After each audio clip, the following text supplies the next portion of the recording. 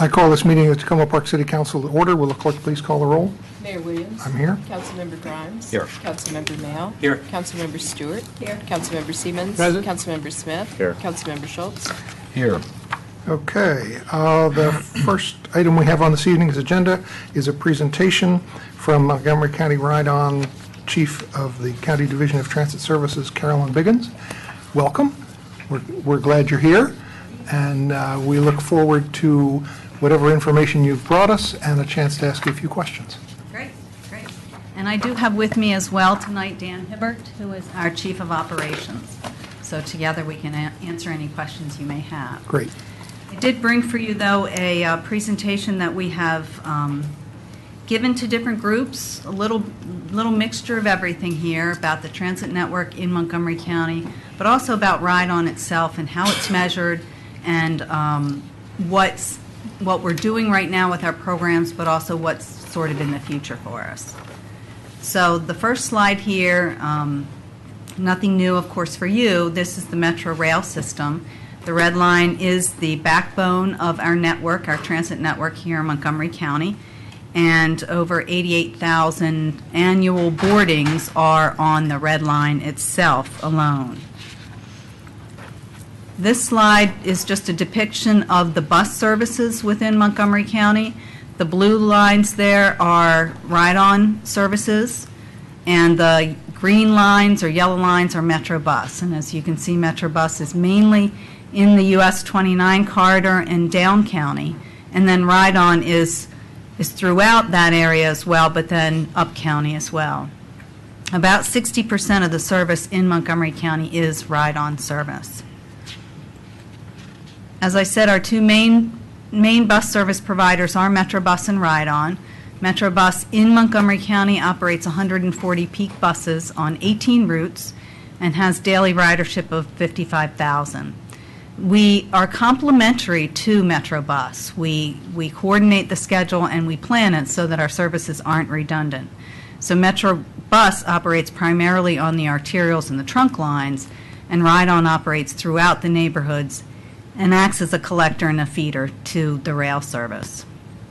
Ride-On has 282 peak buses, 78 routes, and carries about 88,000 annual passengers.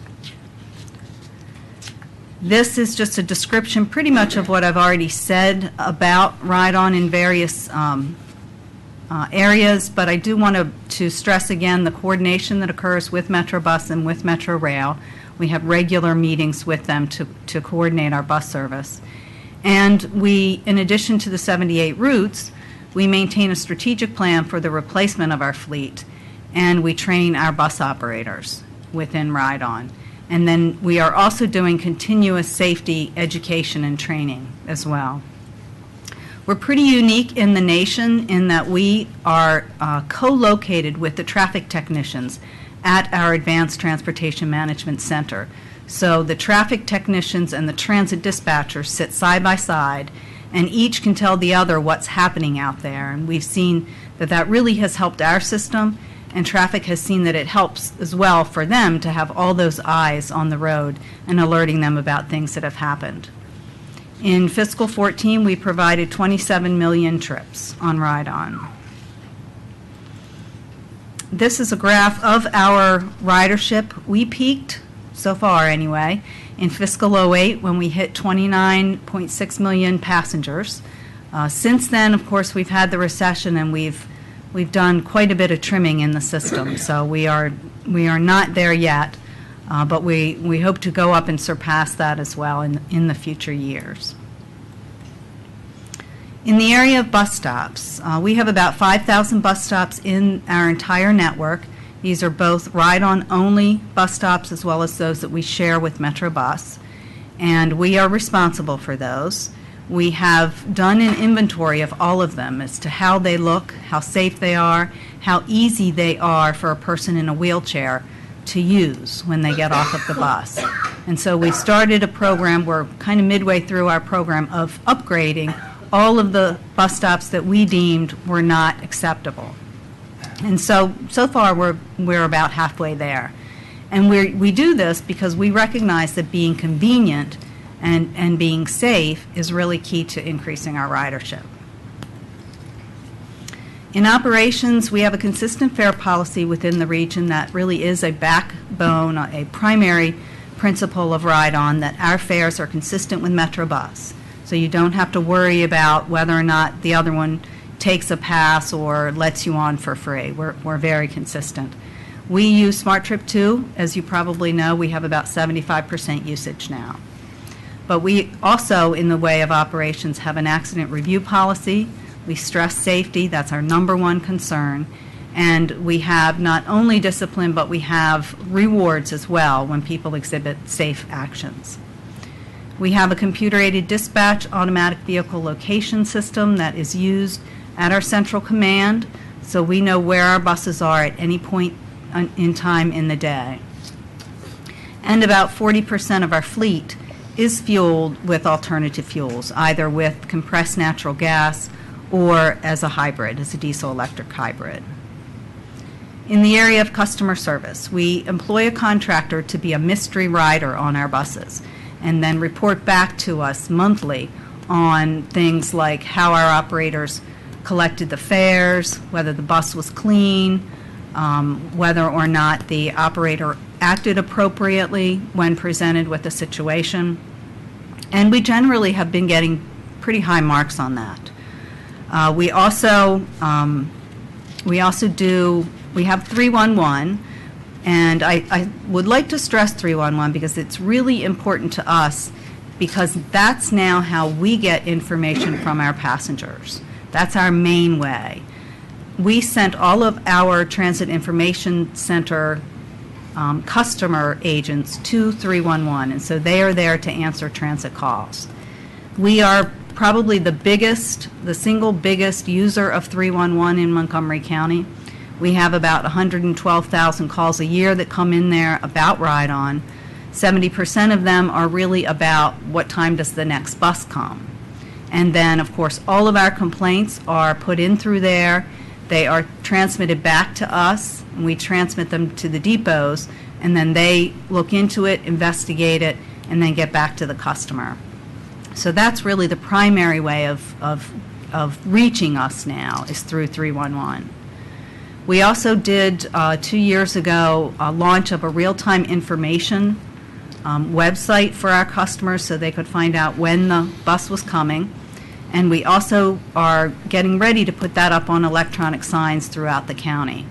And we have an app. We have a real-time, Ride-On real-time app, and there also is another person who's made their own app with our data that's just called Transit. We have a few kinks with ours, so we are telling people about his as well, while we're trying to fix ours and make sure that we can get more real-time information out there. Sometimes only scheduled information comes out. And then we have gone big into the social media aspect. We have a Facebook page, and we now have a Twitter account, and we reach over 38,000 people on a regular basis with that. This is the screenshot of our Ride-On real-time information page. So you can see there, you can get the next bus arrival, or you can get the schedule for a route. You can get tools to plan your trip, and you can get email notifications of when your bus is going to arrive. So you can sit back down and have another cup of coffee if you like. In our performance, we are measured a few different ways. The county has County Stat now, and they look at our performance measures on a quarterly basis, and these are the ones they look at: ridership, missed trips, complaints, and accidents. The General Assembly also asks us for a performance report and asks that we look at our performance against our peers, and so that's called a quadrennial, and we're in the midst of now updating our quadrennial as well. We do rider surveys, in particular when we do big program expansions. We go back and ask our riders what they think of it. And we also do ridership analysis, so we know how much ridership is on every route at what time of day in different segments. Our fleet is 343 buses. We are completely ADA compliant. Our buses have either wheelchair lifts or they have ramps which slide out, low-floor buses. We have a CAD AVL, that's the GPS technology that I was talking about earlier, and that feeds our real-time application. 42% of our fleet is either compressed natural gas or hybrid, and we are outfitting all of our new buses with cameras. We did have a security grant to outfit a large number of them, and we're just trying to keep going as we get new buses in so that the fleet is eventually 100% with cameras. And we've replaced 32 buses a year. So we do that with federal funds and state funds and county funds. Now the next few slides are slides that we had a consultant do for us as part of a bus fleet management plan that we're working on. And we asked them to look at Ride-On as compared to our peers. So we have here both our national peers like GRTC is Richmond, DART is Delaware, CATS is Charlotte. Those would be our sort of national peers, Broward County, as well as our regional peers, Fairfax, Prince George's, MTA in Baltimore, and of course Metro Bus. And so you can see, for instance, there on the unlinked passenger trips, we are right below those systems which have really denser service areas. Metro and MTA have a very city-like network. But we carry 27.2 million annual passenger trips.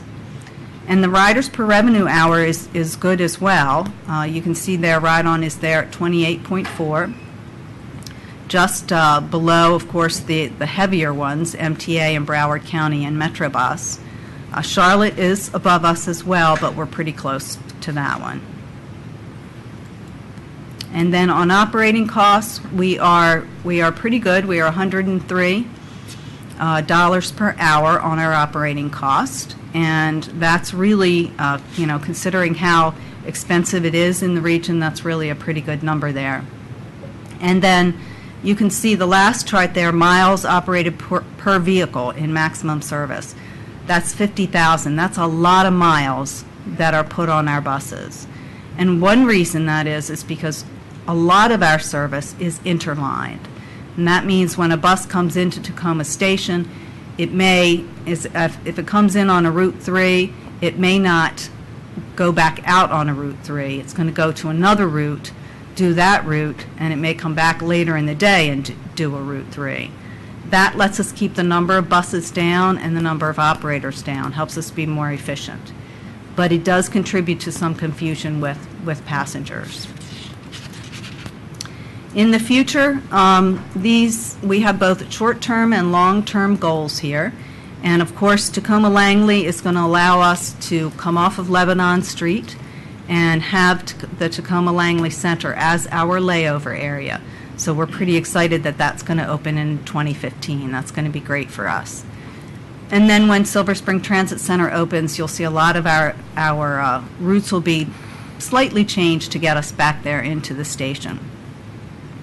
We are striving to maintain service levels after we've come through this period of recession and a lot of cutbacks.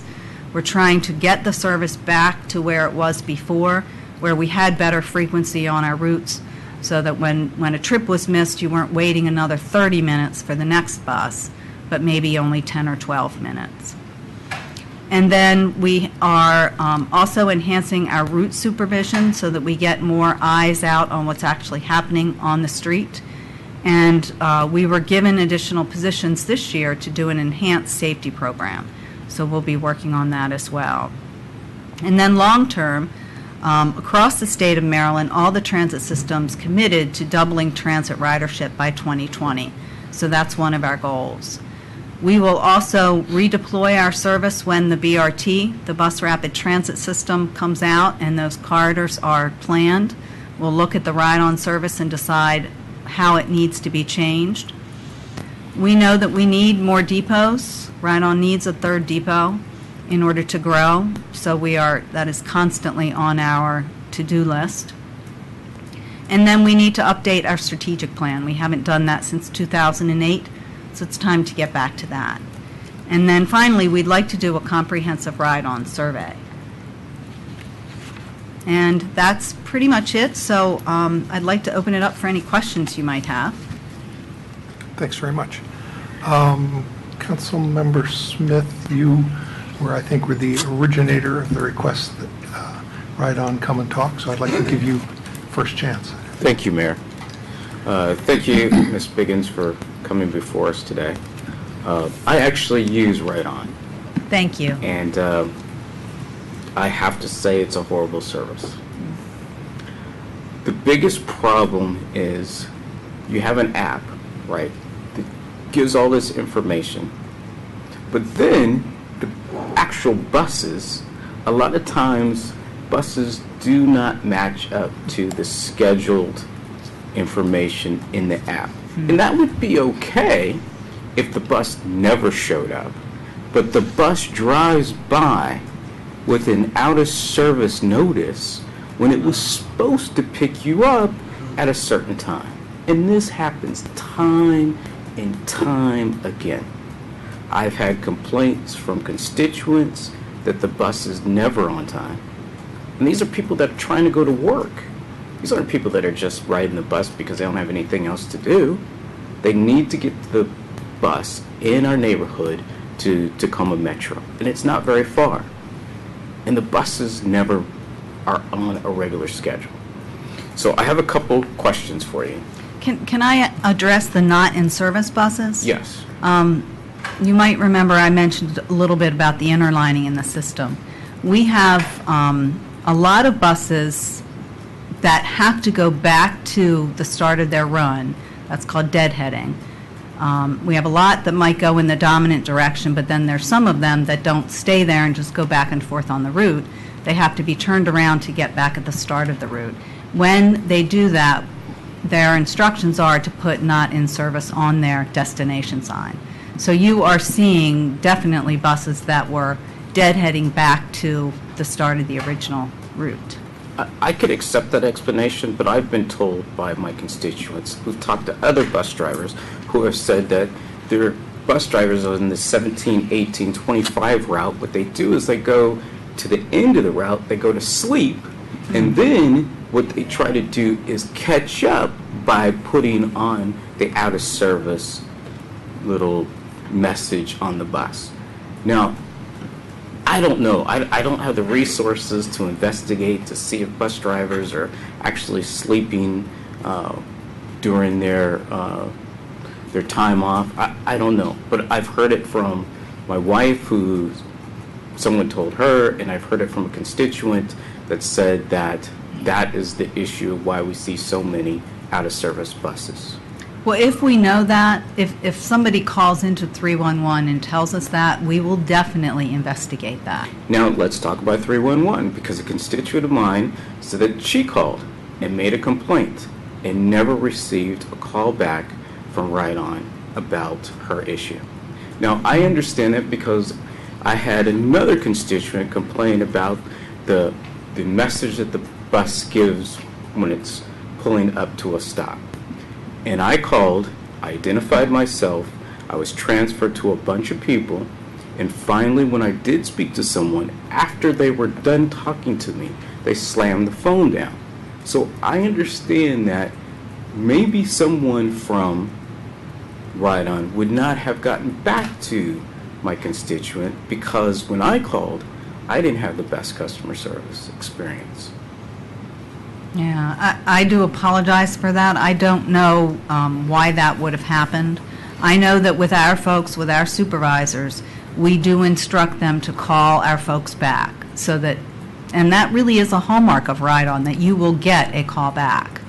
And so, you know, if you have issues like that, please do call me and let me know.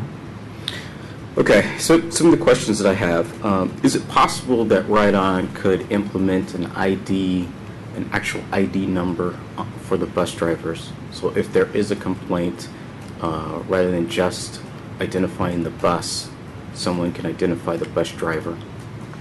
We can certainly look into that. We can always track down the driver, though, if you give us the bus number, the route number, the direction, and the time. Okay. You guys have the dynamic message board that says the time, the date. Is there any way that you could provide information like when the next red line train is coming or the next green line or yellow line train? Because a lot of people are using the ride-on service to get to the Metro. rail. Mhm. Yes. Is that possible, or is that just something? Yeah. It is tied to the destination signs. Okay. We'll look into it. It's tied to the destination sign, so it may not be possible on the current buses that we have, but it might be something that's being offered, in the next bus buy. So we'll take a look at that. Okay. What about whose responsibility is it when it snows, shoveling the bus stops? Well, I will tell you that's a big that's a big question and topic of discussion at the council this year. But when it snows, when there are all the shelters in the county are owned by Clear Channel. They are our franchisee. So Clear Channel clears the snow of all their shelters. Other large areas like the transit centers, the bus transit centers like Treville Transit Center and Lake Forest, we clean, Transit Services cleans. The bill that's before council is going to make property owners responsible for clearing the bus stops that are along their sidewalk as well. So there's a lot of discussion going on with that bill right now. So, for example, the State Highway Administration, Carroll Avenue, they control that road. Whose responsibility would it be there? Well, as I said, that if there's a shelter on that road, There Clear isn't Channels. There aren't any shelters. Right now, it is not in any legislation for anybody to clear a bus stop on a sidewalk. You mentioned that you're trying to update the iOS, I guess the Android app. Is there any timeline when that will be fixed? And the app is broken for iPads, so is that going to be... We're going to try and get updated? that back onto the iPad. The transit app I know is available from the iPad, so you can always use that one. But yes, we are aware of the problems, and we have a procurement in the works to try to get someone to fix our API, and that will make our own app better, more accurate. Is there GPS on the buses? Yes. Okay. My final question is, there are a lot of stops on streets that don't have really good street lighting. Is it possible, I know you said you guys are doing an audit on your lighting and everything, but do you foresee when some of that will be improved in Tacoma Park? And these aren't bus shelters, because a lot of our main thoroughfares don't have bus shelters. Is there any type of consideration that you guys may have for providing lights at... I will tell you that we Bus stops. experimented with solar powered at 5 of our stops about 10 years ago, and it was very unreliable. I believe the stops here in Tacoma Park are actually taken care of by Tacoma Park staff. So we can coordinate with that staff, with your staff, and see if there's some way we can help with that. Ours are not necessarily all lit either. We have common complaints that drivers can't see them, and that it's dark. So we try to put them under street lights as best we can, but of course we have to be where the trips are being generated so people don't have to walk too far either. Great. All right, Ms. Biggins, thank you very much for coming. I hope you can keep me in the loop on any of the resolutions that can come up with. But thank you. Sure, thank you. Councilmember Siemens. Thank you, Mayor. Thank you for coming tonight and your presentation. I represent this neighborhood here along Maple Avenue, and have many people who are dependent on the bus service for as their only transportation.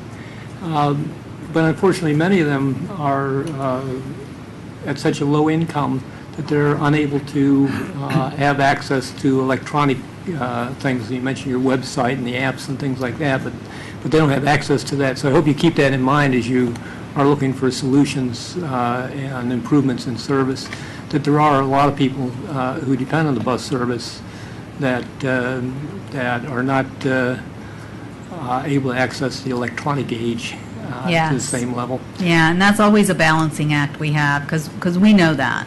Okay. I noticed in your presentation, you talked about the being now able to track your buses. I assume that's the GPS that was alluded to. And you talked about the stats, but I didn't see where you keep track of stats of on-service. What is your on-service? We are 87% on time. We do track that. You'll see that in our county stat presentations. Okay. What's the definition of on time? It is no more, we just recently changed this, no more than 2 minutes early and no more than 7 minutes late. 7 minutes late is on time. Yes. It's like WMATA. Mine is not before us this evening. Sorry. Right. We have, whenever, I'll tell you why I say that, whenever I go to county stat, I'm always asked what the other operators use as their standards. And so, in an effort to make things easier for people, we're trying to go to standards that WMATA has used. And so, it's easier for people to understand. We used to have 1 and 4, and we now are using 2 and 7. So no more than 2 minutes early and no more than 7 minutes late, and you're on time. Okay. And that's how we get the 87%. It's 87%, and that also factors in the where it just doesn't happen at all, right? Where the bus Yes. just doesn't show up. Okay, and so that's 13% not on time. That's the biggest complaint that I hear all the time is the number of times people go to the bus stop and it just doesn't come, or it comes very late. Yeah, and there's 2 things that will really help that. One is getting back to a better frequency on a lot of these routes that we trimmed frequency from in the recession. But we're also in a pilot program now with some of our operators where we bring them up to our scheduling unit and they help us identify those runs where it's too tight. In January, we are adding running time to about 20 routes. So it's every 4 months we go through a pick process where we make changes to our routes within budget because you don't have time to run and get additional money that quickly. But we do puts and takes so that we can address those most severe areas of our system. All right, thank you. Councilmember Mayo. Thank you, Mayor. Thank you for being here tonight. I also use the ride-on service and Metrobus. A couple of questions. You mentioned that 91% of the buses have cameras on them. Mm-hmm. So those are primarily for safety, driver being able to monitor the bus. Yes. If there's a crime committed or some sort of investigation, are you able to transfer that video to the county police department, or how does the... Yes. And do you store the video for some period of time? We do. We have it up to 30 days. If we know about an incident that happened on a bus, we have that won't be written over for about 30 days. So we can pull it. Usually, of course, when an incident happens, we know about it Right away. then. Yeah. And we pull it. Our tendency is to pull the camera so that we can see what was on it and the police can see what was on it. Great, thanks. We're talking about video later tonight, so it seems relevant. The transit center at Langley, is that going to be, what sort of new services or additional services would be available there to riders, or if anything, are there any changes? I don't think there'll be any new transit services there, but of course it'll give us a much better place to lay over. Right. And so we'll be able to make some running time adjustments as we get into that center. Right. Finally. Different shelter for riders, or? It has an enhanced shelter in there. Okay. And you mentioned peak ridership, I think you said in 2008 was around 29 million, and then it dropped. Did it drop because people stopped having someplace to go, or because the services were reduced by some extent? Or a little bit of Mostly both? because the services were reduced. Okay. But then we think also, of course, if people weren't working, we saw the effect of that Right. as well. And so you said the county has a plan to double, there it is, 20-year goal, double ridership, so the county is thinking about trying to get back on track for that? Yes. Okay, great. Yeah, absolutely. My one last question concerns a specific bus stop that the city, I think, has mentioned to staff before, which is a stop on the 12 route or the 14 route. right at Tacoma Junction, where when buses are stopped, buses going westbound toward Silver Spring are stopped. The bus stop is right in the middle of the intersection under a traffic light, and you frequently have, and a member of the public who's here tonight has taped cars going around the buses, into oncoming traffic, mopeds going around buses, into oncoming traffic. And so it's a real safety issue. We're trying to get State Highways to look at it in terms of ideally moving the bus stop half a block further to the west, where it would be in front of a gas station or a long sidewalk strip near a gas station. I just wanted to mention that to you because I'd like to follow up on that because it's a real safety concern. Okay. The buses just they tend to block when the light turns green. The bus moves to the stop, which is right at the green light, and then no cars can go through. So cars end up. Yeah. Thank you. Okay. So we'll take a look at that. Okay. Councilmember Stewart. I'm not sure my microphone's working. Is it? Okay. It is. Thank you for coming tonight. I just want to reiterate what Councilmember Mail just said about the bus stop at the junction. If you could keep us in the loop on that and look at that, that would be terrific. Sure. The other question I had is I had a number of residents wondering what the process would be to inquire about ridership on one of the buses along Carroll Avenue, where there are a number of stops, and whether or not all of those stops are necessary, and what the process is for them to request that Ride-On look into that. All they have to do is write me a letter, Okay. send me an email, and I'll ask the staff to go out and take a look at it. Terrific. Thank you. Councilmember Schultz. Hi, and thank you for being here tonight. I have a question from a constituent of yours. This is a person who rides Ride-On. She lives on New Hampshire Avenue, and she takes Ride-On to get to Bethesda every morning. She says that's the 16 bus travels between New Tacoma Park and the Silver Spring metro stations. She says the new signs do not list times that the bus will be at the stop. Instead, the sign says buses leave every 15 to 20 minutes or 18 to 22.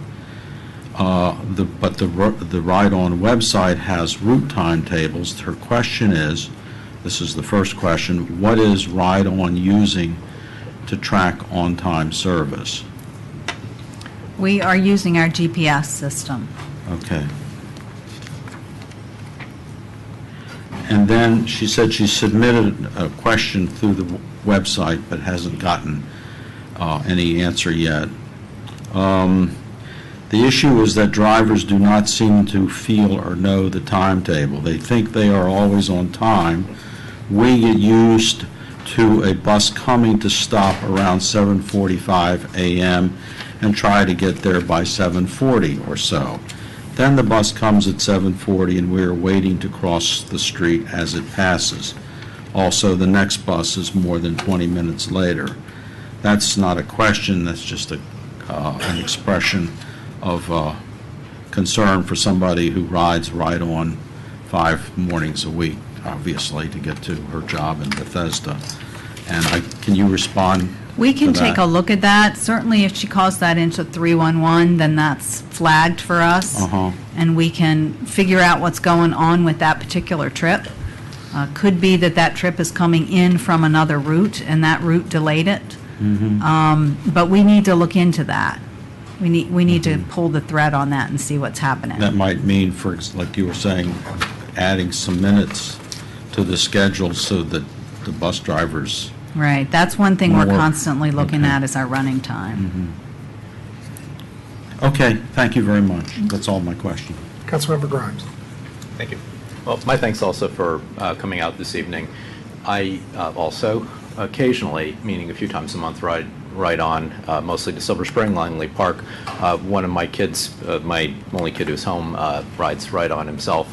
Actually has a complaint that you probably hear not infrequently about drivers who don't pick people up, who just pass them by on the bus stop. I hear that from him every few months. not quite sure what's going on there. But so I do want to support the comments that my colleagues have made. They all ring true to me, and thanks especially to Councilmember Smith for asking you to come here. I personally have experienced the issues with schedule compliance, but when I hear that you define up to 7 minutes late as on time, well, I guess I haven't really experienced any schedule compliance problems so far as you're concerned. What you're describing, 7 minutes late as on time, is not an expectation that any person outside of a bureaucrat who works within the system is going to have. That is not a reasonable expectation, and alignment with what MATA does is sounds like you're seeking the lowest common denominator there. I won't say anything that repeats anything colleagues have said. I do have, and I will hand you a sheet. I did ask for my constituents' comments. One of them asked for better coordination with WMATA, with the buses that serve Route 410 here, so that they are staggered more, so that the riders have more options. And then the other comes from the president of the Victory Tower Senior Association. That is a building that is for elderly and disabled individuals who they have concerns that the bus service, which they do very much appreciate, mobility is one of the biggest problems for people who are aging in our community. They have concerns that the bus drivers are, let's call it, impatient, that they don't wait for elderly and disabled passengers to be securely seated before proceeding on the routes. I did hear from one constituent who was looking for a lawyer in order to sue Ride-On because of an injury. She said that she's abstained. I don't have any firsthand knowledge of that case other than what she told me. So I did want to bring that to your attention, ask for greater patience and diligence from the drivers in ensuring especially that elderly and disabled passengers are securely seated before taking off. My constituent at Victory Tower also expressed a concern that the drivers do not lower the bus front in order to facilitate people in walkers and with canes getting on the bus unless they are directly asked. In other words, they don't trust their own eyes. Maybe it's a Ride-On protocol that says that the bus will be lowered only if there's a request. If that's the case, I'd ask you to reconsider that. And then finally, Councilmember Mayle talked about the situation on Carroll Avenue with cars passing by buses that were stopped at the side of the road. I saw him here, the person who showed us videos a few weeks ago. I actually observed one Ride-On bus passing another by crossing the double yellow line last week on Carroll Avenue. Assuming that that is not proper, I would ask you to do better training of your drivers. I would guess that there's some degree of schedule pressure there, and so that drivers feel they need to make up time. But doing it by crossing the double yellow line in order to pass another bus that is stopped is not acceptable. Yeah. Once again, I very much appreciate your coming here and subjecting yourselves to this. I don't know that you expected it, but in any case, I would guess that the people who call in to 311 and report problems are only the minority of people who actually experience them. I'll hand you these. I do want you to know that we have implemented a customer service retraining program. Thank you. For all of our staff, all of our operators, all of our coordinators, management supervisors have gone through it as well. All last year, it was a refresher training for experienced operators so that they could get a chance to get off the bus, talk about and learn from the trainers the proper way to handle things that happen on the bus, and also hear from other experienced people who might have a better way than the way they're currently doing it. But we did that, and we completed that last year, and we've restarted that and safe work methods as well this year. We're almost completely full, or completely done. We're about 80% done on that. And so that refresher on customer service, a regular refresher, combined with all of the safety elements in our enhanced program, I believe will really show very much a benefit to your constituents. Great. I have just two very quick questions. I believe you said that the Tacoma Langley Transit Center would be opening in 2015. Do you know when in 2015? I don't recall when our planner told me. Do you, Dan? Maybe by June. Okay. And For a number of years, there were issues with getting the replacement buses for the ones that had problems, and it affected us with the smaller buses on Maple Avenue. Has that issue That has been cleared up. It's been cleared up, and Yeah. it's not kind of coming back in any way? We're long past that issue? Yeah, we have brand-new buses. We have 29-foot Gilligs, so they're traditional transit buses, but they're the small ones. Right. And we will forever keep down this road. We are not going to go back to those minibuses. Okay. We will keep Good. with these traditional transit coaches. And Councilmember Siemens, you had another question, and Ms. Ludlow, did you have something? Yes, I mentioned that many of my constituents are not electronically linked. Well, I just received an electronic message, complaint that they stand on Piney Branch Road, the bus stop. I believe it's early in the morning that they're out there, maybe before the sun comes When up. it's And dark. they're quite frequently bypassed on Piney Branch Piney roads. Branch. Thank you. Okay. And Councilmember Smith, you have one more question? Yes. Regarding the 12, is there a reason why the buses are so old on the 12 route? We recently had a consultant look at our Title VI plan. As a result of that, they had to do an analysis of a lot of different factors of ride-on, one of which was how do you assign buses, because that can be seen as disparate treatment. And he reviewed our whole system and told us that we do not have that on any of our routes. So the Route 12 is not getting just the old buses. Now, we are constantly trying to every year be in a place where we are replacing buses every single year. We now are ready to sign a contract for our very own contract, which we haven't had since 2011, so that's a real boon to us. We're going to be able to order our own buses and not have to ride other people's contracts. So we'll be able to be even better, I think, about a stable replacement plan. But it is something that we're very cognizant of. Certainly at 12, we replace our buses at 12 years of age. So if your route does get one of those older buses, they are not as nice, it's true, than some of the younger ones. But those are the ones that are going to be replaced next. But when he looked at our routes, he did not find any that we had any treatment where they were always getting the older buses. Well, I've never seen a new bus on the 12 route. So on the 17, 18, 25, those are all new, but never on the 12. So I don't know if that's something you guys can do a deeper dive on, but never. But thank you. And Ms. Ludlow? Hi, thanks very much. As to contacting 311, in our area, you don't necessarily get Montgomery County 311 when you dial it. So it's very important to also share with people to use either the online 311 or to do the 240-777-0311. Good point. So Thank you. I think that in our area, a lot of people don't use the 311 system for that reason. Thanks very much for coming, and I appreciate the information you shared. Thank you. And that was 240-777-30... 0311. 0311. And thanks very much for coming, Ms. Burns. Thank you.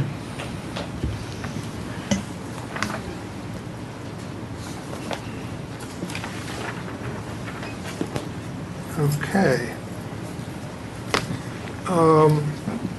The first thing this evening on our preliminary agenda is the update on additional agenda items and the scheduling update for coming meetings.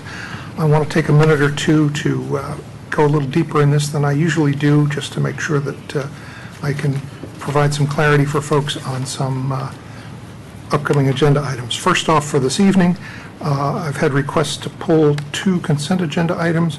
So item 4D, the single reading ordinance authorizing purchase of a security video sharing system, is removed from the consent agenda, and also 4F, the single reading ordinance awarding a contract for services for development of a concept plan for the Tacoma Park Recreation Center site.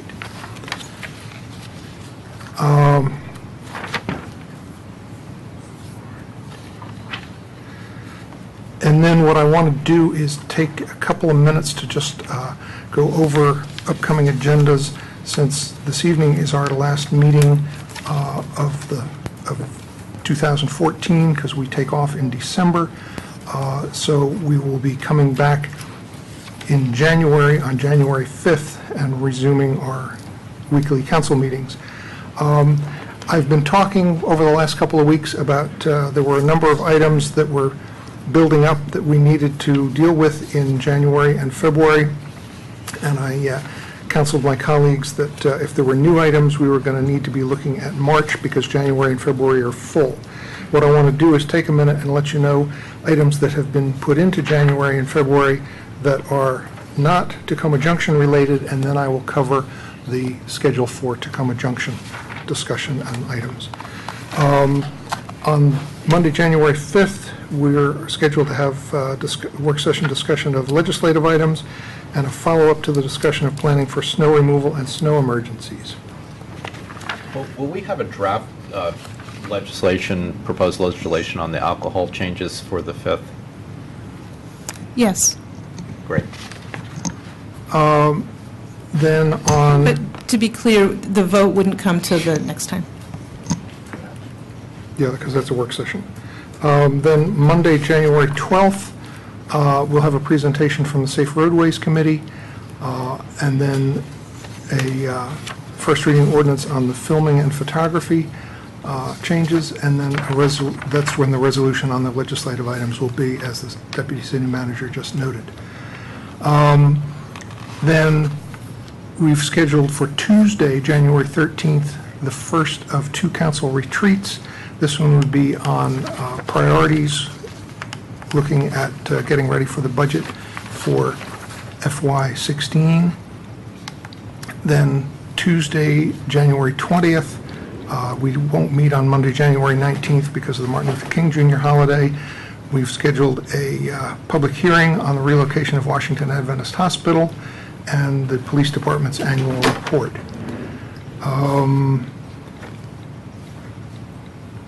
Wednesday, January 28th, we've scheduled the second City Council retreat. This would be the budget retreat. Monday, February 2nd, we've tentatively scheduled the Arborist's annual report and a discussion of the ordinance regarding parking of commercial vehicles in residential areas. Monday, February 9th, work session on a dog park update. And Tuesday, February 17th, after the Monday President's Day holiday, a work session discussion of vacant and blighted properties. And I'll point out also we've scheduled 2 staff roundtable discussions with the council, not on Monday nights. Those are Wednesday, February 11th and Thursday, February 19th, and that's when we have an opportunity to sit with staff and they get to tell us about what's been going on this year and update us on schedules of work and just general, so a lot of budget preparation. So, and I'll just mention one more date, which is Monday, March 2nd. All of this is on the rolling agenda at the moment. Continued discussion of parking adjacent to commercial areas, discussion of criteria for evaluation of open space, and identification of temporary neighborhood traffic calming measures to address the Carroll Avenue Bridge closure detours.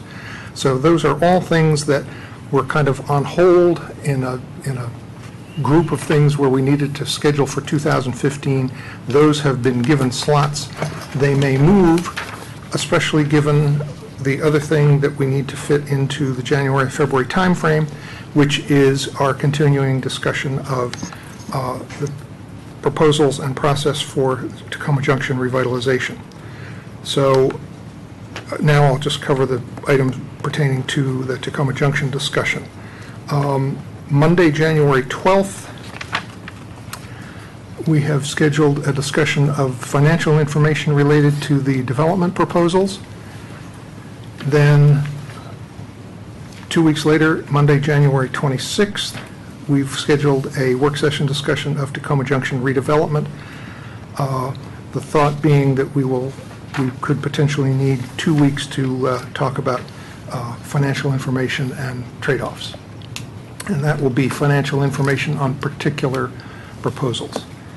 Then what we haven't put, all of that is on the rolling agenda at the moment. What we don't have there, and which we're going to have to look at, how we maybe rearrange some things to get things fit in, is a third discussion of Tacoma Junction, and that will be to recap all of the information that we've learned, any of the updated proposals, and then revisit the options that we rejected in January of this year, which were the options other than the RFP process that we are in the middle of now. And those three options were the do-nothing option, the public build option, and the dedicated discussion with one particular developer. So we will take all of the information that we've gathered to this point, all our revisions that we've seen, and then put that in the context of the wider discussion of options that we started in January of this year. Then what we'll do is, once we've got all of that information out and updated, then we will schedule a couple of public hearings. My sense is at this point, 2 might do it. Depending as we go along, we may decide that there needs to be a third public hearing. We'll just see how that goes. And those we would schedule for other than a Monday night. So, and we will put those on different nights of the week so that people have opportunities to come to a public hearing and testify on the all of the information that we have gathered and discussed to that point. And once we have had those public hearings, then we will have a discussion of next steps. What do we want to do going forward in whatever we do on discussing revitalization of Tacoma Junction and the city lot. So I just wanted to let people know that there's a lot that has appeared in the rolling agenda that were things that we knew that we wanted to do in January and February, follow up on items that we may have discussed a little bit this fall, and to just let people know that we now have a more solid and a revised Tacoma Junction development agenda, and it takes us, I would say, to the end of February before the council, discuss next steps beyond all of the information we've gathered to this point. So I wanted to let people know that at this point. So we will now move to public comments on voting items, and that will be on item 2, item 3, and then the 2 removed consent agenda items. So that's 4D and 4F. I'll take them in turn.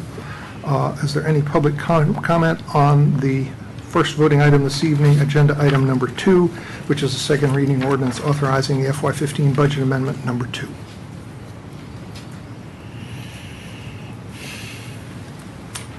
Okay, seeing none, we'll move along to agenda item number 3, and that's a resolution authorizing the closure of a portion of Ann Street on Wednesdays for the Crossroads Farmers Market, June 2015 through November 2015.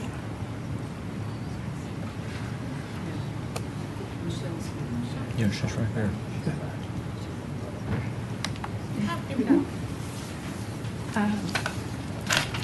Welcome. Yeah, thank you for having me this evening. I just wanted to take a moment on behalf of Crossroads Farmers Market, Crossroads Community Food Network, board, staff, and our farmer vendors who had their best season yet to date with Crossroads Farmers Market. Just wanted to say thank you to the City of Tacoma Park, Public Works, as well as the Police Department for allowing us to hold our market on Ann Street.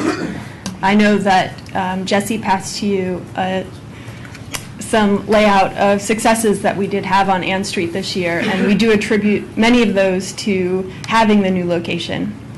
For example, we doubled our sales, near doubled our sales at Crossroads this year. We had over a dozen community partners coming out and using Crossroads as a site for community outreach. We logged over 600 volunteer hours, many of whom were Tacoma Park volunteers, 5 of whom are Tacoma Park seniors who live on Maple Avenue and in Ward 6. So it was a fabulous season. We would just like to say thank you, and we look forward to using the site again in the future. Good. So that site worked for you? What's that? That site worked for you? Yes, it did. Good. Did you have something real quick? Yeah, I just wanted to ask a couple questions. Is there any way of measuring the level of the satisfaction of your vendors? I know you had a lot more vendors this year than the last 2 years, but do you have some feedback from them? Feedback has been primarily positive, and folks are looking forward to continuing again next year, same time, same place, if that is a possibility that is allowed to us. There were a few vendors that didn't like the location that bordered, their spots that bordered University Boulevard, but I've already had 2 vendors request those spots for next year, so no real problems. Do you anticipate any changes for the new session, beginning next, May, I guess? Any change in your layout, your size, physically or anything of that nature? Hours or anything of that nature that you can foresee at this time? Not with hours. Our goal is to be primarily consistent as much as possible, maybe with some small growth and growth of sales across the board of all the different scripts that the Crossroads Farmers Market does accept. But, maybe some more musicians, a couple more vendors. There has been requests for certain products that do sell out, so, but no big changes. Okay, good. Yeah. Thank you. Yeah, thank you. Thanks. Any other comments on that agenda item? Okay. Any items, any comments on, excuse me, consent agenda item 4D, the single reading ordinance authorizing purchase of security video sharing system? That's removed from the consent agenda? Yes. So I'm taking comment on it. Okay, and any comments on the formerly consent agenda item 4F, which is the single reading ordinance awarding a contract for services for development of a concept plan for the Tacoma Park Recreation Center site? Okay. Now, we will move to public comment on any of our work session items or anything not on our agenda this evening. And if you can if you can identify yourself, and please keep your comments to 3 minutes, and remember, don't crowd the mic. Council members, Joe Edgell. I'm in the 1000 block of Elm Avenue. I'm here for 2 items. One is for Ride-On. I appreciate Ms. Biggins sticking around, and the other is to talk briefly about the dog park in the 2 minutes and 50 seconds I have remaining. With respect to Ride-On, I've largely stopped riding Ride-On because it's so incredibly unreliable. I found it's quicker to walk to the metro station than it is to try to catch a bus and find out that it's only made me late to work. My partner's from Switzerland. We spent a lot of time there, and you may want to look at Switzerland. Their buses run on time. They've got traffic and people and buses and a lot of the same problems, but they seem to work. I've ridden buses in 15 different cities, and I'm not being hyperbolic when I say Ride-On is the single most unreliable bus system I've ever ridden. And 7 minutes, Councilmember Grimes, you were spot on. That's just not on time. And early is worse than late. And what we found on the 16 in particular is the drivers race like crazy to get to the end of their line so they can take a break, not worrying about whether they're on time. People are tired of having to call customer service. They just want the system to work. They want the buses to be there when the schedule says it's there. And so I know you got a challenging problem. I just hope that we're going to see some improvements over the next couple of years. Turning to the dog park, you probably all know that I head up Tacoma Dogs here in Tacoma Park, and we've been working closely with the city staff. They've been fantastic. They've been available, they've been responsive, they've been helpful. I specifically want to call out the people we've been working with, City Manager Brian Kenner, Deputy City Manager Susie Ludlow, Public Works Director Daryl Braithwaite, Emily Cohen, who's been doing a lot of research for us, and Nima, and I'm going to slaughter her name, and I thoroughly apologize, Upadhyay, I think? Close enough. Well, anyhow, they've been fantastic, and I just want to let all of you know that they've been great working with.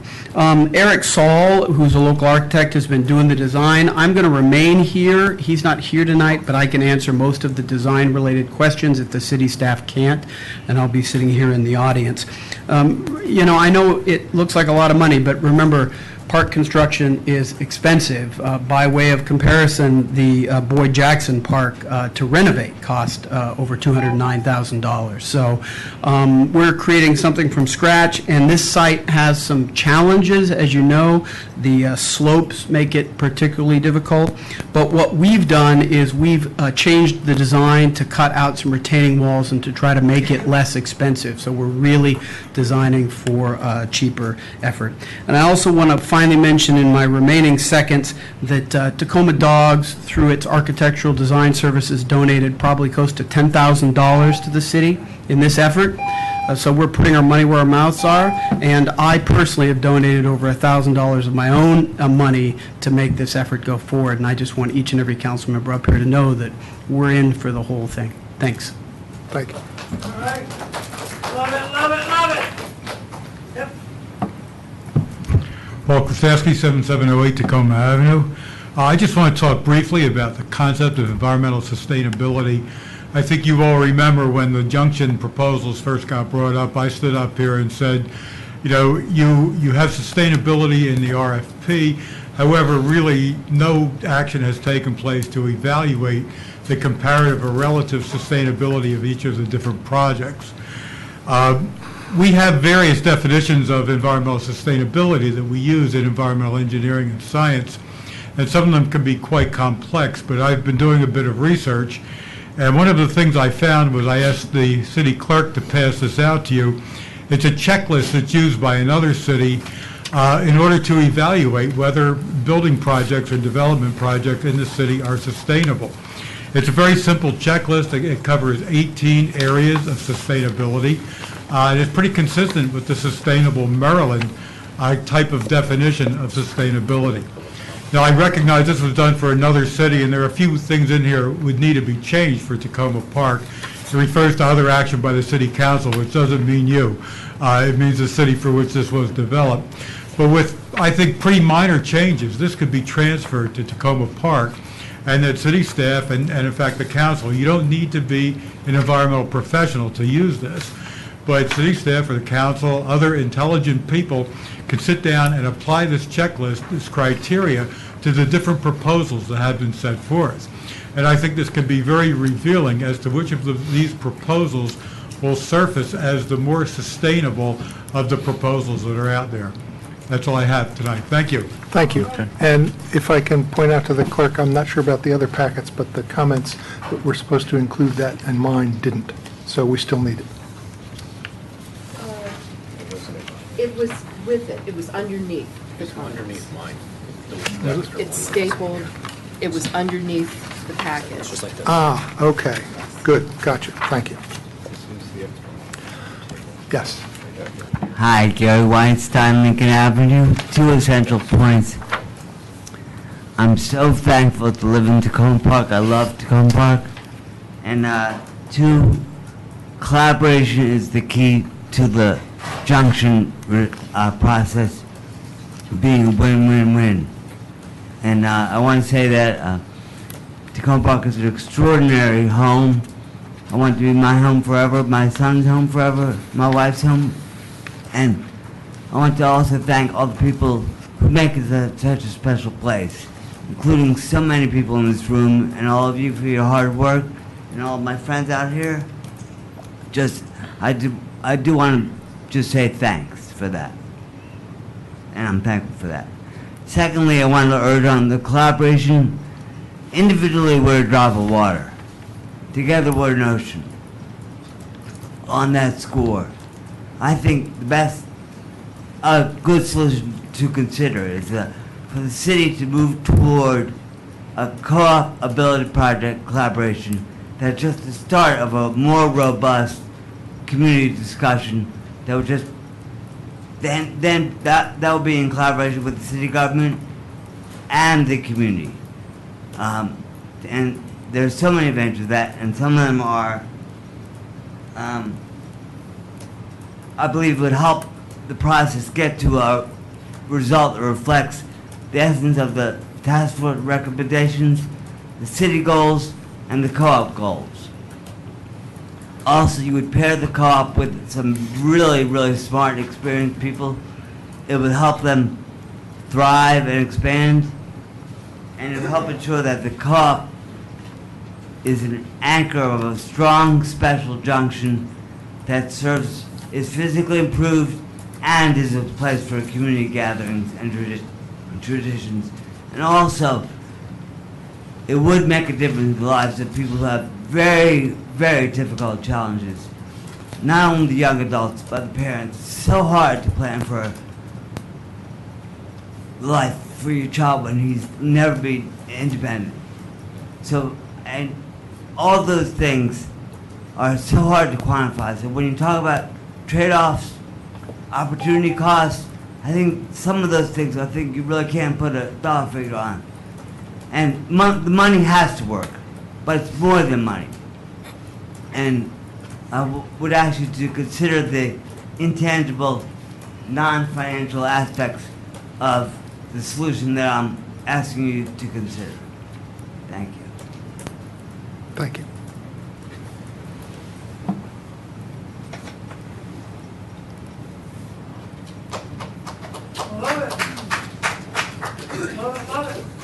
Good evening. My name is Elizabeth Goodman. I'm on Allegheny Avenue in Ward 3.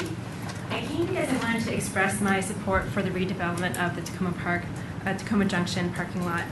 My family moved here 6 years ago, and I just wanted to say we have been overwhelmingly happy to see the growth in the city, particularly the new businesses and the restaurants that have been opening. With the redevelopment proposals, I'm happy to hear that there will be opportunity for the co-op to expand and for new businesses and services to come in as well. We prefer to support local businesses, and being able to walk to run errands is a big, important factor for us as well. It's one of the reasons that I'm very excited to see that Tacoma Children's School is included in 2 of the proposals that the city is considering. My youngest daughter attends the school, and I'm a board member there as well. I think many of you know that our school is currently located in DC. We lease space there. We're near the CVS toward the Metro. We've been looking for space in the city of Tacoma Park for more than 5 years. Our founder was a longtime Tacoma Park resident, and nearly 80% of the 40 families that go to the school live in the city. I know that you guys are planning to talk about the trade-offs and the benefits of the development tonight, and I want to emphasize what a big community benefit that the school is. Our executive director is here. She's going to talk about the tremendous amount of demand that there is within this community for high-quality early education. And just on a personal level, I want to say how important the school has been to us. Our daughter has gone there for more than 2 years now, and we have just really appreciated the teachers, the curriculum, the parent community, which I think really reflects and is a microcosm of the city. So we hope that families will continue to have access to this resource, and that I hope that the city considers proposals that include the school in it and give them particular attention. Thank you. Thank you.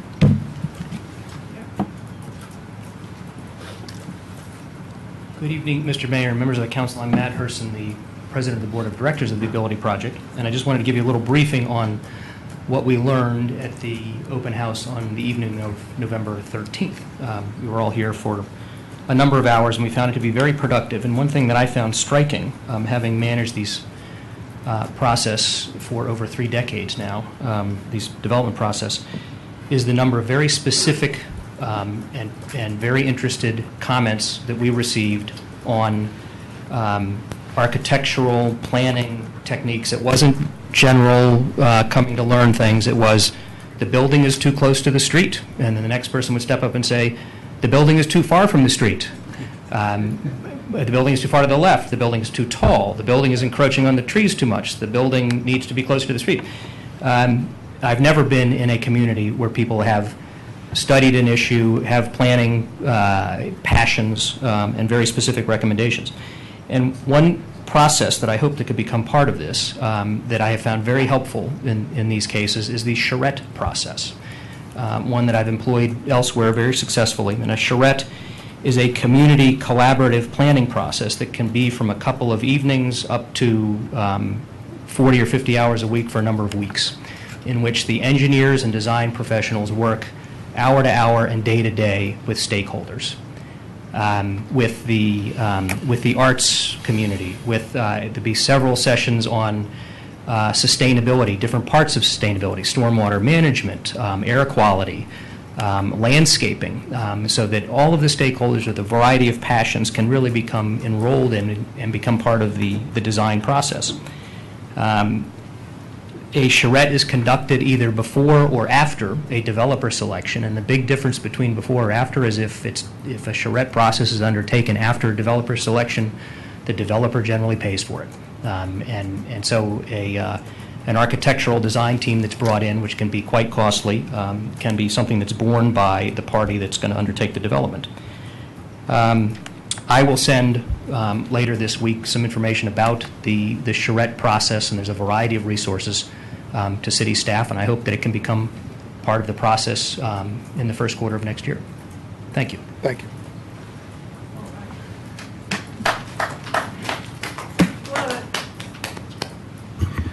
Hi, my name is Fred Feinstein. I'm in Ward 3, and I want to say that I'm definitely feeling a bit better now about how the council is approaching the development of the junction.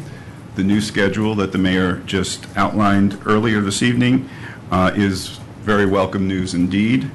My understanding, as it was described, is that the next stage in this process gives us an opportunity to develop and consider an alternative vision than the ones we've seen so far, and that the council is now scheduling for this process to accommodate that kind of consideration, as I say, is encouraging and good news. I have to say I'm still a little bit concerned that the RFP process continues. While I understand that there are people that feel that there's still more to be learned through that process, I thought that the developers were very straightforward in their remarks on Tuesday when we had a welcome opportunity to talk with them. They said was that when we asked them questions about traffic and asked them concerns about the task force recommendations and open space, they simply said that that's not what they were asked for, and that the process was such that it didn't lend itself to accommodate those particular kinds of concerns.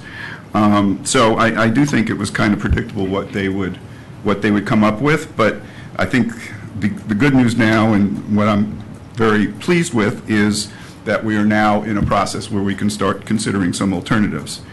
I'm also encouraged by the statements by the mayor and other council members that it gives us an opportunity to go back and look at some of those other options that were presented last January when the council was first embarking on this latest round of this process. In particular, I think that option 2, which is the public build option, examining if development might further a public purpose, and considering whether considering a public development of the site, I think is important. And I also think that option 3, dealing with a particular entity, and in this case I would certainly hope it would be the co-op, exploring that is also, I think, quite interesting. But I think perhaps the combining of these two, a so-called public-private option, whereby the city together with the co-op could come up with an alternative, I think has some exciting possibilities. So let me just conclude by saying that while the calendar suggests that this new process will start in January, I'd like to invite people from the community, from the co-op, and anybody who's interested in this, to begin now to come together and think about how we can begin to develop these alternatives. What's the process?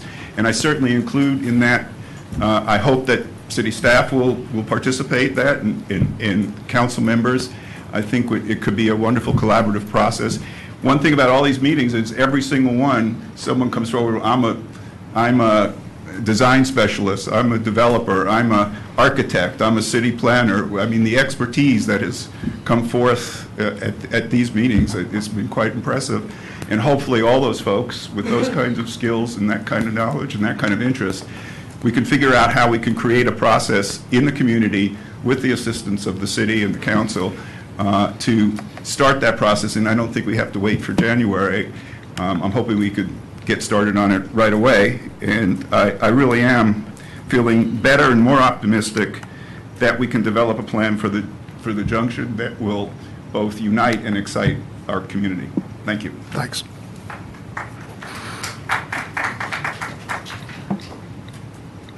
Hello, my name's Mary Jane Michui. I live at 404 Boyd. I've lived there for 30 years. My son was born here and lived here. I'm here to say, I guess, several things. I'll try to make them as short as possible. First of all, I'm in favor of the Building Project. My son has higher functioning autism, and he's my only child. And there's another reason I'm tying together with the dog park, which I'm in favor of, because being an only child and having socialization skills, having a dog really helps. And also, please stop the damn speed humps in my neighborhood. And I've got 5 of them in 3 blocks yet. Why? Why are there 5 in 3 blocks? And I'm scared about the taxes. I live on $27,000 a year plus health insurance. I can't afford any higher taxes. Please stop them.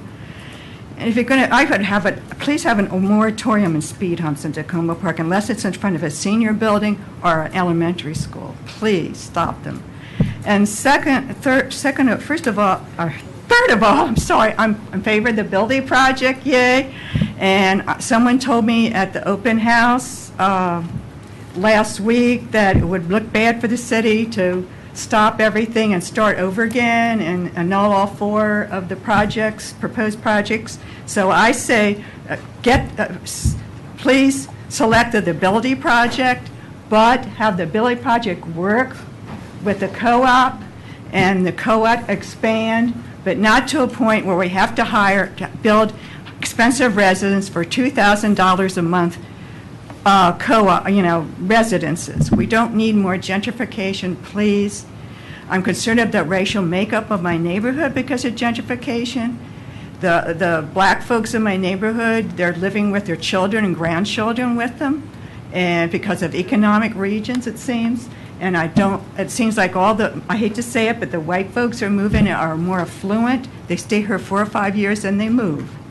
And I see that happening, and I would like it more racially mixed to retain the racial mixture we have now. Thank you very much. Thank you. Love it, love it, love it. Hi, I'm Roger Schlegel. I live at 6512 Allegheny Avenue. I also wanted to acknowledge the council's work so far on the junction and say that the revised timeline is encouraging to me as someone who was a member of the task force and had a significant role in pulling together the report at the end. I wanted to just emphasize that I believe the council has a real responsibility to do some additional homework before moving forward too much farther with any particular developer. The council has the authority to set any criteria that it wants for development, and in this process that's been followed this past year, very few criteria were set, as other speakers have acknowledged. I think it's very important not to let the existing developer proposals drive the process. The situation is very unusual in that the city is the owner of the property, and there are elements in a situation like this that cannot and should not be decided by a private developer, even in coordination with residents and stakeholders who are able to attend an open house, such as the one that was held last week.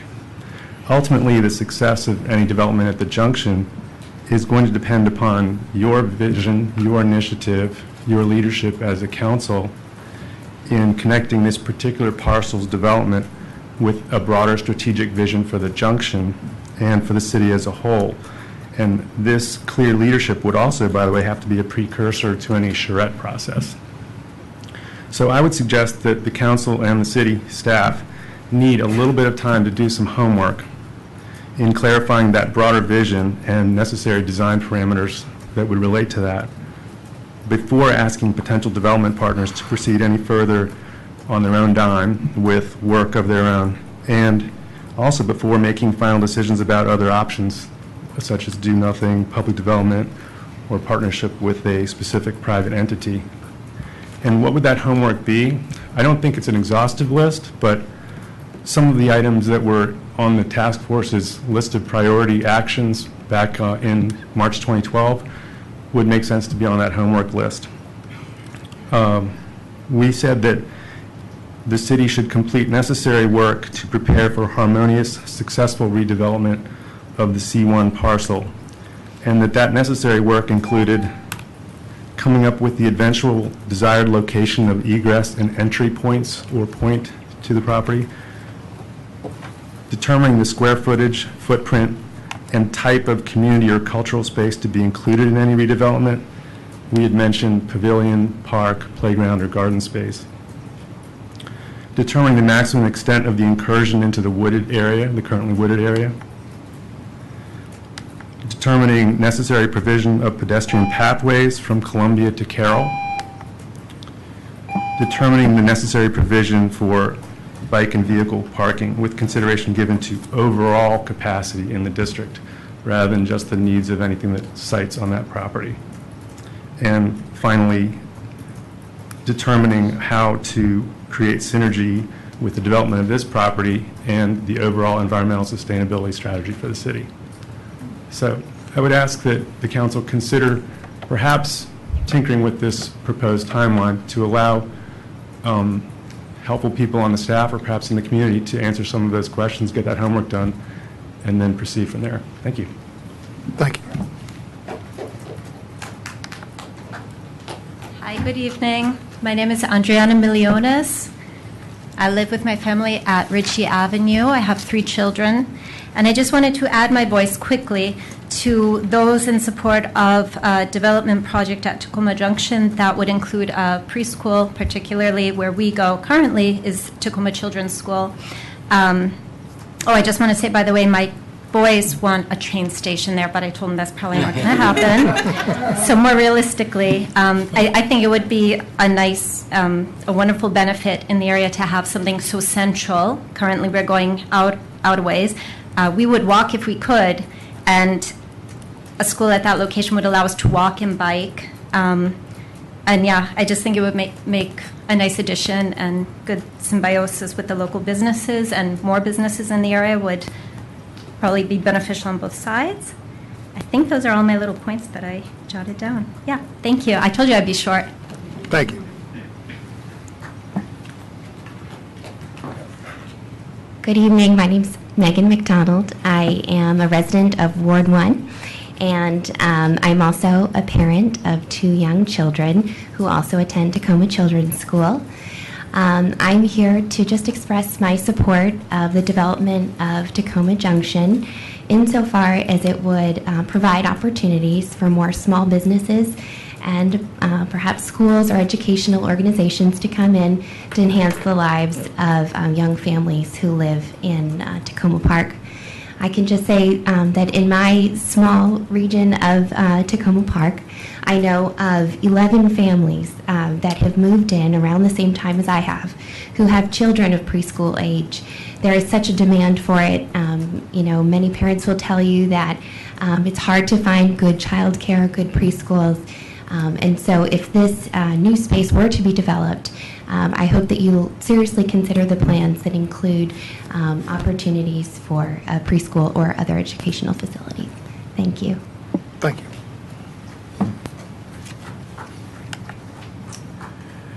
Good evening, council members. My name is Brandon Johns. I'm representing Man Up. I'm also here, and I'm sorry, this is off the topic that we've spoken before, so I hope this is the right time. I have some youth with me, and I want to make sure they get home at a proper time. I'm also joined by 3 other peer mentors of Man Up, and that's Elton McCoy Taylor, Maramba Williams, and Dowell Cornet as well. And we are here today to actually, first of all, thank the council for the support they've lended to Man Up in the past, and all the support they've done currently. And we're also asking for, in the upcoming budget season, to have Man Up also included and thought about as you go forward. We are currently, everything we do, one, is supporting, we're a mental organization for those who don't know, and we're actually right here in the Tacoma Park building. Everything we do is supporting the youth of Tacoma Park. That's our emphasis, that's all we do, that's our mission. So at this point, we are expanding. One, we're expanding our peer mentorship program, which is a number of older youth that are mentoring young men and getting jobs and getting their first kind of step into what it takes, that responsibility and working. We're also expanding our program into having more days. And with that, of course, comes some more staffing, more time, and a lot more commitment on our behalf, and hopefully a lot more youth that will be affected by the good work we're doing in the community. We've been here since 2009. Like I said, I've always appreciated the support we got from the Tacoma community. It's a great community and great council, and just want to say thank you and hope you guys remember us when it comes to that time. Thank you. Thanks for your comments and thanks for your good work. Good evening. My name is Cassandra Hostetler, and I'm the Executive Director of Tacoma Children's School. I was referred to earlier. I am really very excited about the possibility of our school moving to Tacoma Junction. It would be a fabulous location for us. We're definitely of and for Tacoma Park. Our school is intended to be very much of the community. 80% of our parents or families do live in Tacoma Park, and that's one of the main draws, that we really have this great relationship between the community. Our kids go to Ace Hardware and shop anytime they need a screwdriver, or they walk downtown. We're very much part of the school, or part of the community, and being even more downtown rather than a little bit farther away would be a fabulous location for us. We're also in a leased building and eventually would like to be in more of a permanent home. Our school continues to be very strongly, the parents are very interested in attending. We just did 2 open houses, and I now have close to 50 new families that want to find space starting next fall or the year after. Not everybody will get in simply by, the size of our school, but it is very exciting that Tacoma Park continues to really need high-quality early childhood education and high-quality preschool. And I routinely hear, oh, well, I've heard from my friend, my neighbor, everybody at the playground says you have to call Tacoma Children's School. So I hope you consider the projects that have us included. Thank you very much. Thank you.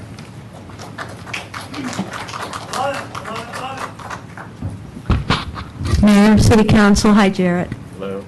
Bruce, Brian. This may be a done deal, but since Alan Henney brought it to our attention, I'm going to speak about it for a minute. The $6,000 expenditure for the list for the nuclear-free zone to affirm in New York City, not Montgomery County, not Maryland, but New York City, is a waste of tax money considering the amount of waivers that the nuclear-free zone has had. When we're talking about taxes that make it hard for seniors to live here, or high costs of housing that make it prohibitive for middle class, our fire or safety personnel can't afford to buy homes here because the taxes are so high, and we spend $6,000 that could go to Man Up, or gym equipment, or a spa date for our canine officers. My God. I am thinking to myself, are we really walking our talk? Because we allow a lot of industries and things here in Tacoma Park that violate the very principles we say we live by here. When we still allow restaurants that have conventional farming, that serve foods that are made by, using conventional farming practices, pesticides, animal cruelty, slave labor violations, but that's okay because that's convenient. But when it comes to something that, a $6,000 expenditure is not, $6,000 is not a lot of money, but it can be so much better used here in Tacoma Park. And it's in some sense, it exhibits a certain mentality, an elitist mentality based on a philosophy and not a reality that most people live here. So I would like to ask you to consider, when you're spending our tax money, to consider the folks that it's hard to live here. They pay high taxes. And we talk a lot about diversity here. I live in Ward 5, mostly renters, mostly people of color. Because if you're a low-income person here, you can't afford to be a homeowner. That's just a fact. So I'm looking for balance here. And you know, I thank you for the opportunity to speak my mind. Thanks. Thank you. Happy Turkey Day. Maxine Hillary, Sligo Creek Parkway.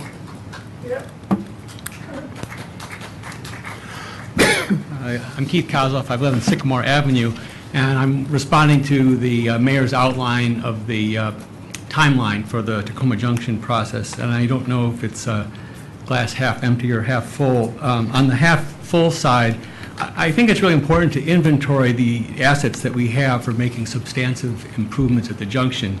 The Tacoma Junction Task Force report is a real resource, both in terms of the analysis and the information it contains, as well as the differentiation between items around which consensus was reached and around which it wasn't. And then we've got the tangible evidence that the redevelopment of the city-owned parcel has attracted private sector, even with the challenges posed by the physical characteristics of the site. And I think the four organizations that have put forth proposals, you know, there's things that I like and things that I don't like, but, you know, I think that there's a range of concepts for consideration there. Third, the co-op's apparently in pretty good financial shape from what they tell me, and we have some business activity on the other side of the junction, which I just patronized today, a couple of those shops. We have a number of community members who are now actively engaged in the future of the junction, and they have been generating ideas for consideration. And it seems like there's issues around which there's at least some consensus, certainly facilitating the co-op's sustainability and expansion, creating community space, improving traffic flow and pedestrian access, maintaining compatibility with the redevelopment with the existing scale and design of the surrounding area, and enhancing the overall attractiveness and livability of the junction. So what's the glass half empty part? Well, there's some challenges. We have a range of public and private stakeholders, some of whose decisions are outside of control of the city, like the State Highway Authority. We have financial constraints, both the city's budget and the need for a privately developed project to generate a sufficient cash flow to make the investment attractive. Wide range of visions about what to do with the city-owned parcel, including maintaining the status quo. A lack of information about the extent to which individual developers' concepts could be modified to address community concerns and still remain financially viable.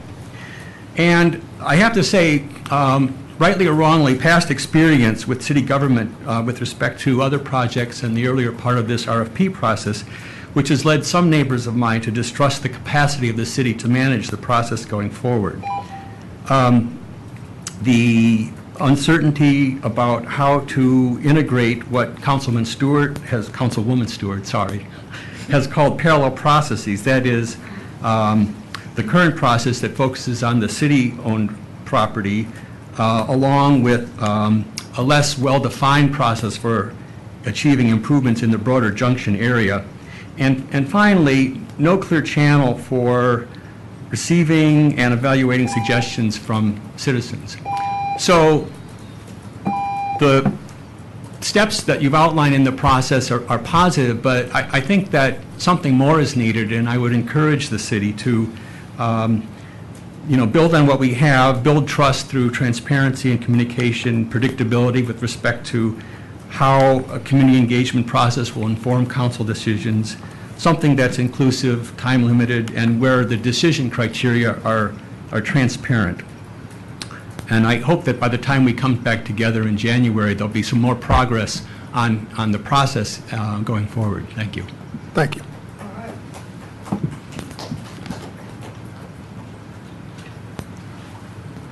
Hi. Is it on? Yeah. Hi, I'm Velma Glansta, Ward 3, Hickory Avenue, and I'm back. I know I've been here a few times, and I'll keep it short.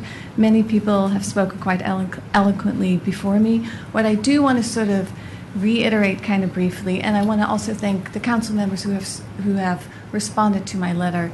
Thank you so much for taking the time to read it and responding to me and giving me your feedback.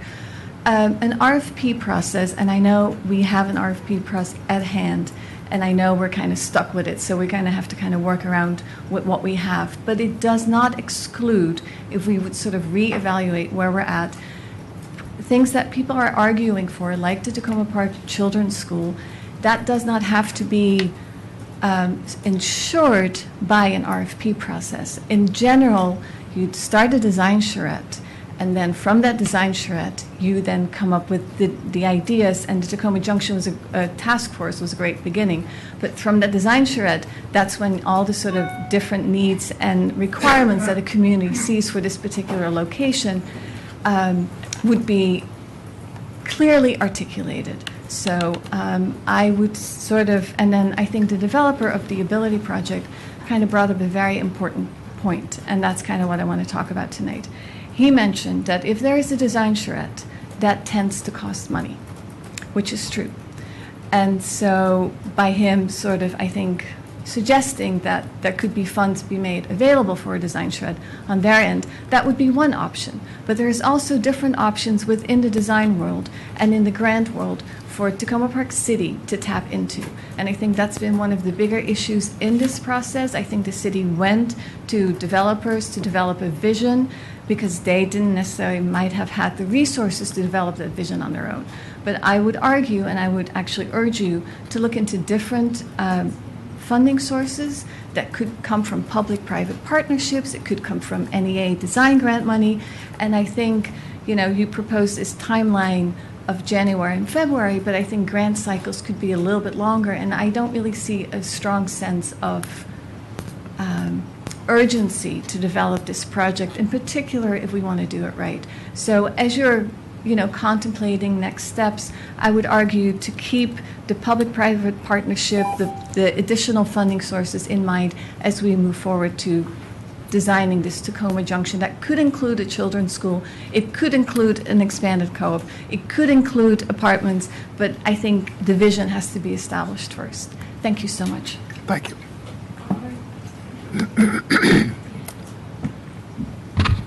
Good afternoon, or good night, good evening. It's been a long day, obviously. Dr. Troy Jacobs, I'm of Ward 5, and I want to talk about a couple of issues. One is that in terms of the proposals, one of the things that I was thinking about when I looked at the different proposals is which proposal opens up the amount of green space, because I think that this is very important as we go forward, thinking of the built environment. I am very mindful because where I live in Ward 5, I'm actually next to a commercial area. And so for those residents that are living next to this commercial area, I know the things that they think about. And particularly, I'm mindful of noise and additional traffic and things like that. And I think that whatever we decide upon for the Tacoma Junction, we need to develop sort of common metrics that we apply throughout the city, whether it's Tacoma Junction or near the metro or over at Piney Branch and Flower, or wherever it may be. I think that this is important because we need to have some sense of what it is to be in Tacoma Park, regardless of what ward you're in. As someone who thinks about health, the other thing that I am very mindful about is how the built environment can produce a culture of health.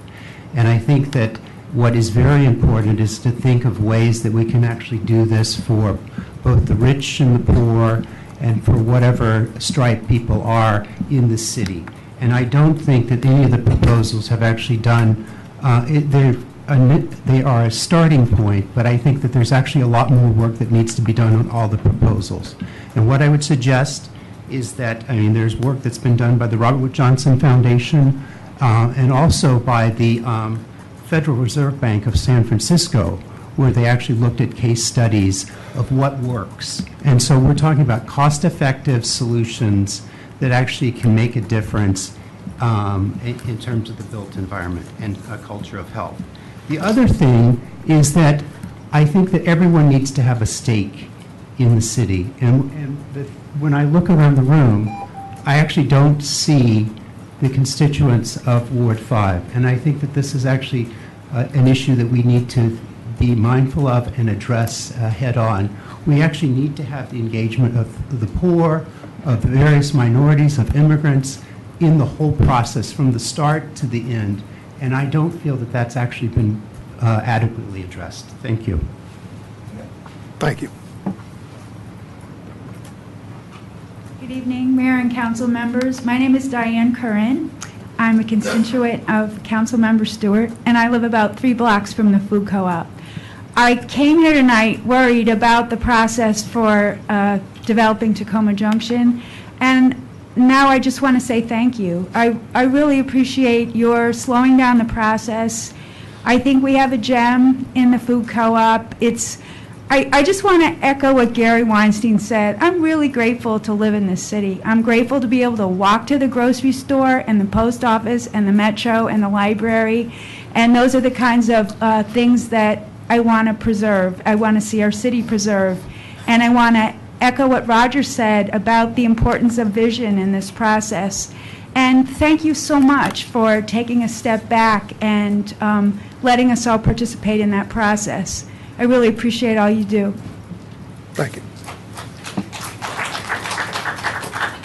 Good evening. My name is Tababu. I live in Ward 5, 7720.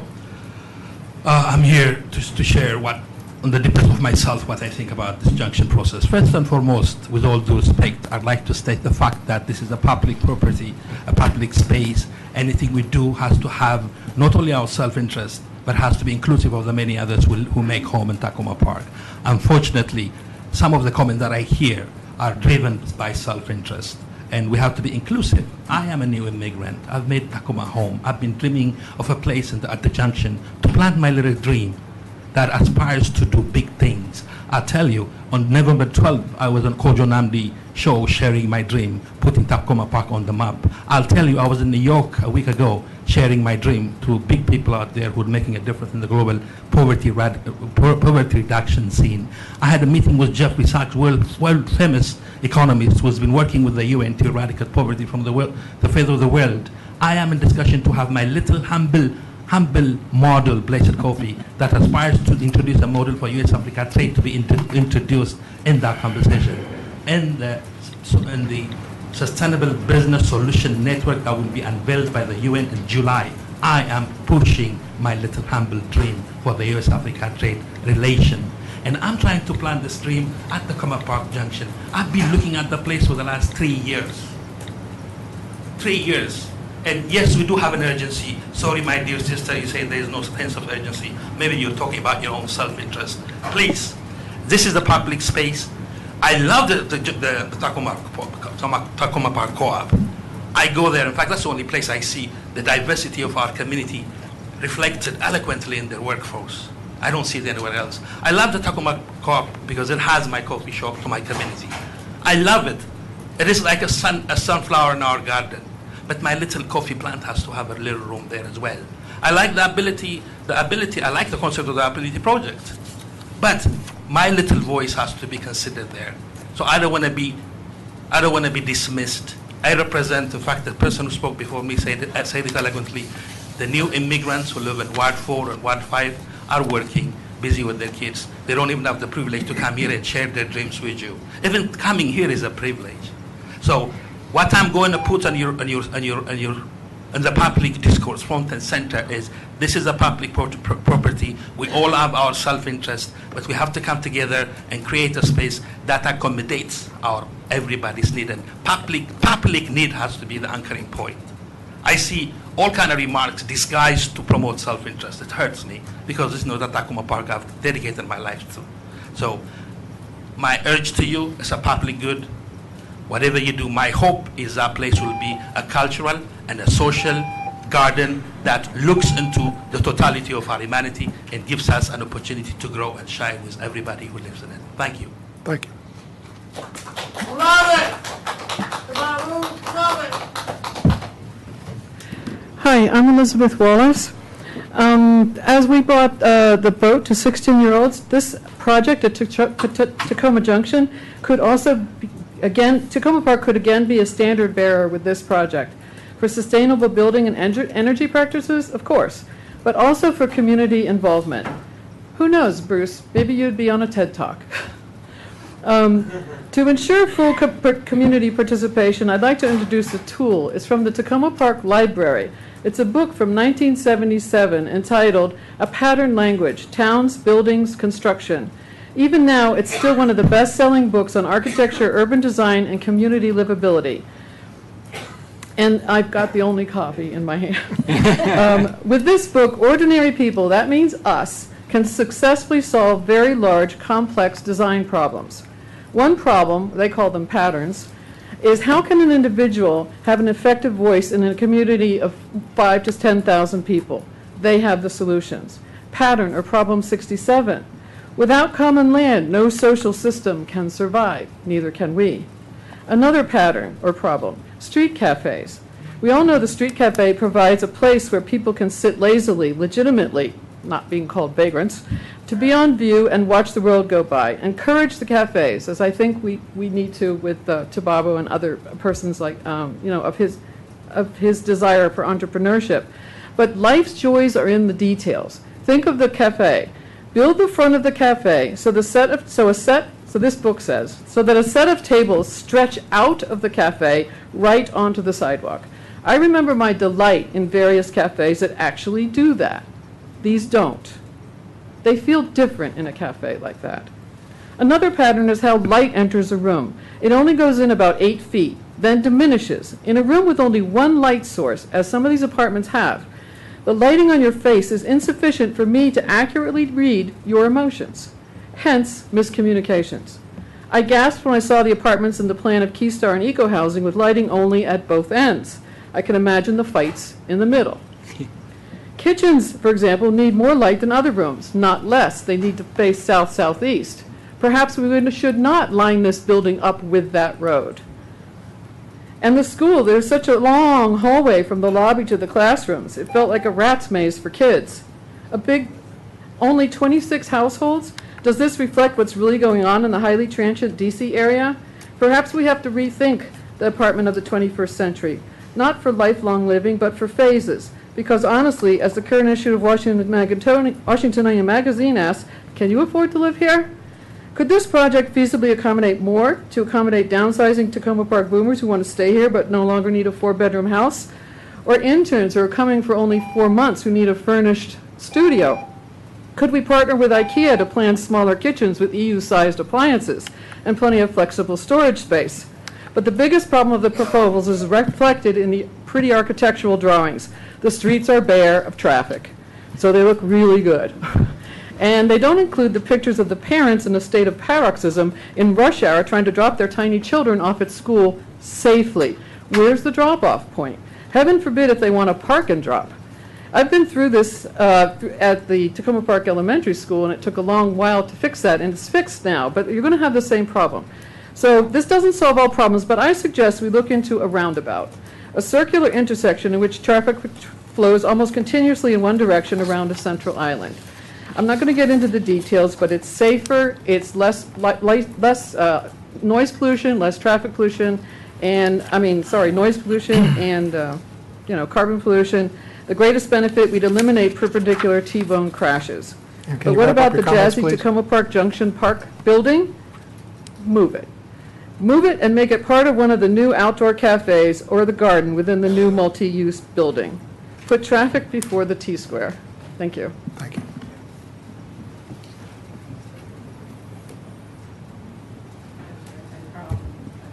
Hi, Barbara Muehlbacher, 1001 Elm Avenue. I have a couple of comments tonight. One is about Ride On.